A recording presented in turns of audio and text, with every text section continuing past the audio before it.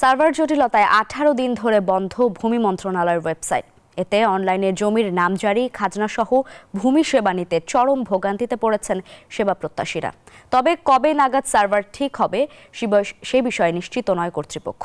কুষ্টিয়া থেকে মাহতাব উদ্দিন লালনের পাঠানো তথ্যচিত্রে ডেস্ক রিপোর্ট। কুষ্টিয়ার ভেড়ামারার বাসিন্দা রাজু আহমেদ জমির মিউটেশনের জন্য সদর উপজেলা ভূমি অফিসে আবেদন জমা দেন 12 দিন আগে, কিন্তু সার্ভার বন্ধ থাকায় এখনো সেবা পাননি রাজু। 10-12 দিন ধরে নাম খারিজের জন্য আর কি মিউটেশন করার জন্য এই কাজটা নিয়ে দৌড়চ্ছি। ভূমি অফিসের সার্ভারের সমস্যা থাকার কারণে মূলত এই সমস্যাটা হচ্ছে।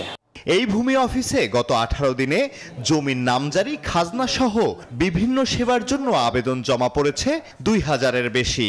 অনেকে ডিসিআর কাটতে পারছে না অনলাইনে, এটা ভোগান্তি। অনেকে অনেক দূরের থেকে আসার পরে দেখা যাচ্ছে যে তারা এসে ঘুরে যাচ্ছে। একই চিত্র জেলার বারখাদা ইউনিয়ন ভূমি অফিসেও।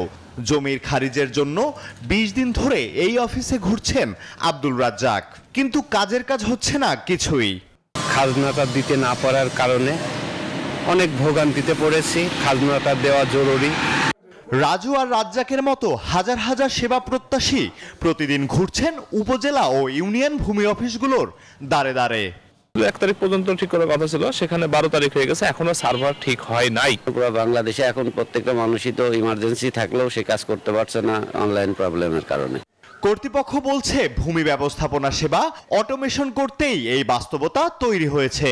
দ্রুত সমস্যার সমাধানের আশা তাদের।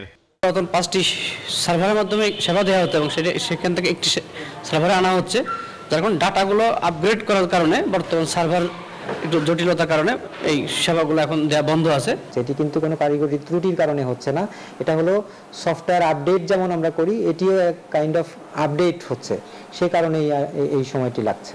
1 ডিসেম্বর থেকে ভূমি সেবাগুলো চালু হওয়ার কথা থাকলেও আজও তা হয়নি। দ্রুত সেবা চালুর দাবি ভুক্তভোগীদের। Desk report, news 24।